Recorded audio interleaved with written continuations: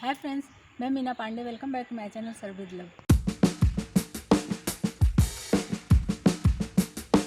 आज मैं बिल्कुल हलवाई स्टाइल में आलू टमाटर की सब्ज़ी बनाऊंगी, लेकिन मैं उसमें ये मसाला बड़ी डाल के बनाऊंगी।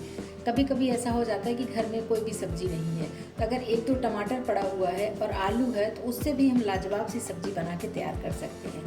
ये चावल के साथ भी आप खा सकते हो, रोटी पराठा के साथ भी खा सकते हो। ये जो आलू है इसको मैं हाथों से ऐसे तोड़ूंगी, इसको मैं चाकू से नहीं काटूंगी। नहीं तो क्या होता है, जब चाकू से काटे रहते हैं ना तो वो हमारी सब्ज़ी ऐसे अलग अलग सी रहती है, क्योंकि आलू में मैं और कुछ नहीं डालूंगी गाढ़ा करने के लिए। तो अगर ऐसे हाथ से तोड़े रहूँगी तो सब्ज़ी की जो ग्रेवी होगी ना वो भी हमारी गाढ़ी हो जाएगी। इधर मैंने 2 टमाटर ले लिया, थोड़ा सा अदरक लिया है, 3-4 हरी मिर्ची लिया। इसको मैं चॉपर में डाल के चॉप कर लेती हूँ। आप चाहिए तो मिक्सी जार में डाल के इसको ग्राइंड कर सकते हो। ये टमाटर मैंने चॉप कर दिया है इस तरह। इसी में 1 टेबल स्पून मैंने सरसों का ऑयल डाला है। ये जो 5-7 मैंने बड़ियाँ ले लिया ना, इसको इसी में डाल देती हूँ। तो बड़ियों को हमें रोस्ट करना है, थोड़ा गोल्डन कलर में आ जाए तो उतना ही करके हमें निकाल लेना है। फ्रेंड्स, बड़ियों से कोई भी सब्ज़ी आप बनाएंगे ना तो उसका टेस्ट बहुत अच्छा होता है। आप अगर मसाले कम भी डालते हैं ना, क्योंकि बड़ियों में मसाले होते हैं।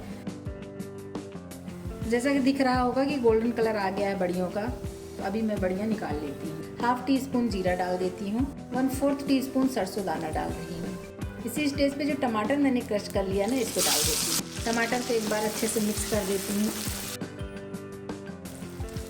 ऐसे कवर कर देती हूँ। 2 से 3 मिनट इसको स्लो गैस पे पकने देती हूँ। टमाटर भी थोड़ा गलना चाहिए ना, इसलिए। ये टमाटर मैं चेक कर लेती हूँ। टमाटर हमारा देखिए काफ़ी हद तक गल चुका है। ये हरे धनिया का डंठल है, जब मैं हरा धनिया तोड़ के सब्जी वगैरह में यूज़ कर लेती हूँ तो ये डंठल रख देती हूँ, ऐसे टाइम में यूज़ आता है। ये जो धनिया की पत्ती का डंठल होता है ना फ्रेंड्स, इससे जो है बहुत अच्छा फ्लेवर आता है सब्जी में। धनिया पत्ती तो हम यूज़ करते हैं, लेकिन ये डंठल का कुछ अलग ही फ्लेवर आता है। तो इस तरीके से अगर डाल के बनाएंगे ना, बहुत ही लाजवाब सब्जी बन के तैयार होगी। एक बार बना के देखिएगा तो आपको खुद ही पता चलेगा कि धनिया पत्ती डालने से और उसका जो डंठल होता है उससे कितना अलग टेस्ट आता है। इसी में कुछ स्पाइसेस डाल देती हूँ मैं। 1/2 टीस्पून हल्दी पाउडर डाल रही हूँ, 1/2 टीस्पून गरम मसाला डाल रही हूँ, 1 टीस्पून कश्मीरी लाल मिर्च पाउडर डाल रही हूँ, इससे कलर बहुत प्यारा आ जाएगा।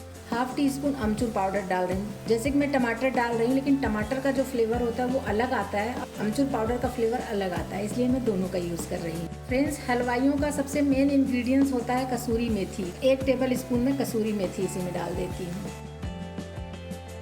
तो देखिए टमाटर गीला था तो मसाले भी हमारे मिक्स हो गए अच्छे तरीके से, पानी डालने की ज़रूरत हमें नहीं पड़ी है। इधर जो मैंने आलू उबाल के तोड़ लिया है ना, इसको डाल देती हूँ। इसी में टेस्ट के अकॉर्डिंग नमक डाल देती हूँ। जितनी सब्जी बन के तैयार होगी उसके हिसाब से नमक डाल देते हैं। आलू को इन मसालों के साथ में अच्छे तरीके से मिक्स कर लेते हैं। बहुत ही लाजवाब सब्जी बन के तैयार होती है फ्रेंड्स, फटाफट बन जाता है, ज़्यादा कोई झंझट नहीं, ज़्यादा मसाले की या कोई सब्जी की ज़रूरत नहीं। अगर आलू टमाटर है आपके पास ना तो फटाफट बन के तैयार हो जाती है, खाने में बहुत ही लाजवाब होती है। इस तरीके से स्पैचुला से ऐसे थोड़ा सा इसे प्रेस करती रहूँगी ना तो थोड़ा सा ये और टूट जाएगा आलू हमारा, तो इसकी जो ग्रेवी बनेगी वो गाढ़ी बनेगी। एकदम से पानी पानी सा नहीं रहेगा कि आलू अलग रहेगा पानी अलग रहेगा, तो ऐसा नहीं चाहिए हमें। तो इसलिए स्पैचुला से ही थोड़ा सा इसे तोड़ देते हैं। इसी में जो बड़ियाँ मैंने फ्राई कर लिया है ना उसको डाल देती हूँ, ताकि बड़ियों में भी तो मसाले हमारे अच्छे तरीके से घुल मिल जाए, और बड़ियाँ साथ में रहेंगी तो पक भी जाएंगी बहुत अच्छे तरीके से। कोई कोई होता है कि बड़ियाँ फ्राई करके निकाल लिया, फिर सब्ज़ी तैयार हो जाती उसके बाद डालते हैं, लेकिन मैं ज़्यादातर ऐसे साथ में पका लेती हूँ तो ये बड़ियाँ भी सॉफ्ट हो जाती हैं और खाने में बहुत टेस्टी होता है। तो देखिए मसाले हमारे नीचे कढ़ाई में लगने लगे हैं, मतलब कि अच्छे तरीके से रोस्ट हो चुका है। आलू बड़ियाँ जो भी डाला है बहुत अच्छे तरीके से रोस्ट हो चुका है। तो इसमें लिक्विड कितना करना है आप अपने अकॉर्डिंग कर सकते हो। मैं इसमें पानी डाल देती हूँ, मैं अपने हिसाब से डाल रही हूँ। पानी डाल के भी मिक्स कर देते हैं अच्छे तरीके से। देख रहे हैं कलर कितना प्यारा आया है सब्जी का, बहुत ही लाजवाब सब्जी बन के तैयार होगी। पूड़ी पराठा नान के साथ खाइए, चाहे चावल पुलाव के साथ खाइए, बहुत ही लजीज बन के तैयार होता है। और देखिए जो मैंने आलू तोड़ दिया ना उसकी वजह से ग्रेवी भी गाढ़ी बनेगी। मेरे को बहुत ज़्यादा गाढ़ी ग्रेवी नहीं चाहिए होती है, या बहुत ज़्यादा ग्रेवी भी नहीं चाहिए। तो इसमें उबाल आ जाएगा, सब कुछ पक चुका है, बस सब्जी हमारी बन के तैयार हो जाएगी। इसको ऐसे कवर कर देती हूँ, इसमें मैं उबाल आने देती हूँ। तो देख रहे हैं ऊपर से ही ना कि सब्जी में उबाल आ चुका है। इसको 2 से 3 मिनट में ऐसे और पकने देती हूँ, सब्जी हमारी एकदम गाढ़ी हो जाएगी अच्छे तरीके से। सब्जी हमारी 2 से 3 मिनट पक चुकी है और देखने में लग रही बहुत शानदार बन के तैयार हुई है। देख रहे हैं ना, जो तेल मसाले थे ये सारे ऊपर ऊपर आ गए हैं, मतलब कि सब्जी हमारे अच्छे तरीके से पक के तैयार हो चुकी है। देख रहे हैं कितना लजीज बना हुआ है, देख के मुंह में पानी आ गया। सब्जी बन के तैयार हो गई। इसी में थोड़ा सा हरा धनिया कटा हुआ डाल देती हूँ और सब्जी के साथ खाने के लिए फटाफट मैं लच्छा पराठा बना के तैयार कर लेती हूँ। फटाफट लच्छा पराठा बनाने के लिए मेरे पास ये आटा गूंदा हुआ रखा है। दोपहर में आटा गूंदा था, इतना बच गया था तो मैंने ऐसे उठा के रख दिया था। इसी आटे का बना के तैयार करूँगी। सूखे आटे में डस्ट कर लिया है, इसको चकला भर का मैं बेल लेती हूँ। तो मैंने इतने बड़ा सा चकला भर का बेल लिया है रोटी। इसी के ऊपर मैं थोड़ा सा ऑयल ऐसे लगा दे रही हूँ। तेल लगा के मैंने पूरे रोटी पे ऐसे फैला दिया है। इसी पे हल्का हल्का मैं आटा डस्ट कर देती हूँ। इसी पे हल्का सा मैं हरा धनिया पत्ती काट लिया, इसको डाल देती हूँ। थोड़ा सा नमक भी डाल देती हूँ क्योंकि सब्जी हमारी नमकीन रहेगी, लच्छा पराठा फीका लगेगा तो अच्छा नहीं लगेगा ना, इसलिए नमक भी डाल दिया है। एक बार बेलन ऐसे चला देती हूँ ताकि जो धनिया पत्ती डाला है ना वो भी इसी में चिपक ले। ये देखिए, बस ऐसे हल्के हाथ चलाना है। ये देखिए दब गया ना धनिया पत्ती, बस ऐसे ही करना है। चाहे किचन की नाइफ ले लीजिए, चाहे मेरे पास पिज़्ज़ा कटर है, पिज़्ज़ा कटर ले लेती हूँ। इसको ऐसे हमें पतली पतली सी ऐसे पट्टियाँ काट देंगे। लच्छा पराठा कई तरीक़ों से बनता है फ्रेंड्स, काट के भी बनता है, बिना काटे भी बनता है। तो मैं इसी तरीके से बना रही हूँ। पतले पतले स्ट्राइप काटे, बहुत मोटे नहीं होने चाहिए। अभी क्या करना है, इसको जो है इस तरीके से ऐसे उठाते हुए मैं सारे लच्छों को, सारे जो ये पट्टियाँ कटी हुई हैं ना, ऐसे समेट लेती हूँ। ये देखिए सारे मैंने समेट लिए हैं। अभी इसको जो है इस तरीके से मैं हल्का सा ऐसे घुमा दे रही हूँ। देख रहे हैं ना, बस इसी तरीके से। और इसको हल्का हल्का सा खींच लेने का है। ये गेहूं का आटा है फ्रेंड्स, तो ज़्यादा नहीं खींचेगा, जितना भी खींचेगा ऐसे हल्के हाथ में इसको खींच लेती हूँ। ये देखिए, अभी इसको क्या करना है, बस ऐसे ही हमें गोलाई में ही ऐसे रोल बनाते जाना है। ये देखिए कुछ इस तरीके से। और ये जो साइड का लास्ट का कॉर्नर होता है ना, उसको ले आके नीचे से दबा दीजिए। बस इसको हाथ से ऐसे बढ़ा देते हैं। हाथों की मदद से ऐसे बढ़ा दिया है मैंने। सूखे आटे में डस्ट कर लिया, फिर से हाथ से ऐसे मैं थोड़ा बढ़ा देती हूँ। अभी बेलन लेके हल्के हाथ से मैं इसको बेल लेती हूँ। ये साइड में भी, बीच में भी, चारों तरफ ऐसे हमें बेल लेना है और दोनों तरफ से बेलना है, ऊपर साइड नीचे साइड में। ये देखिए, बहुत पतला नहीं कर देना है क्योंकि लच्छा पराठा बहुत पतला नहीं होता है, तभी तो ये क्रिस्पी बनेगा। बस नीचे दोनों साइड से हमें इसे बेल लेना है। बहुत ही शानदार लच्छा पराठा बन के तैयार होता है फ्रेंड्स। एक बार मेरे तरीके से ज़रूर बनाइएगा, मज़ा आ जाएगा खा के। बच्चे लोगों का तो फेवरेट हो जाएगा लच्छा पराठा।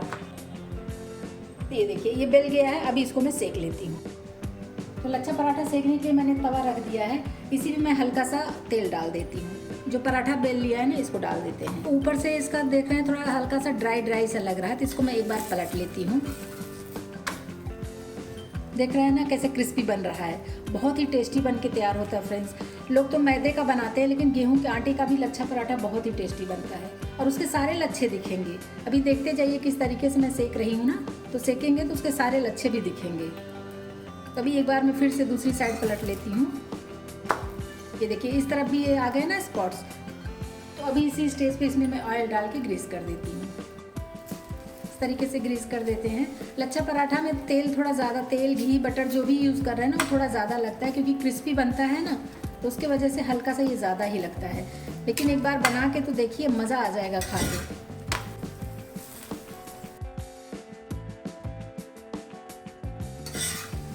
ये देखिए, बस इसे दबाते हुए सेकेंगे ना, इसके जो लच्छे हैं वो अपने आप ही दिखेंगे। अभी भी देख रहे होंगे कि लच्छे का निशान दिख रहा है। जैसे जैसे ये पराठा हमारा क्रिस्पी होगा ना, वैसे वैसे देखेंगे तो लच्छे इसके बहुत अच्छे तरीके से दिखेंगे।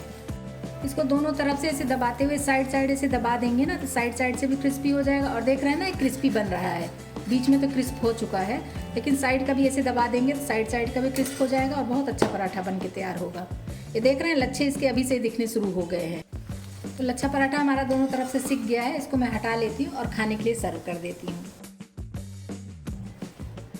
देख रहे हैं इसके लच्छे कैसे दिख रहे हैं।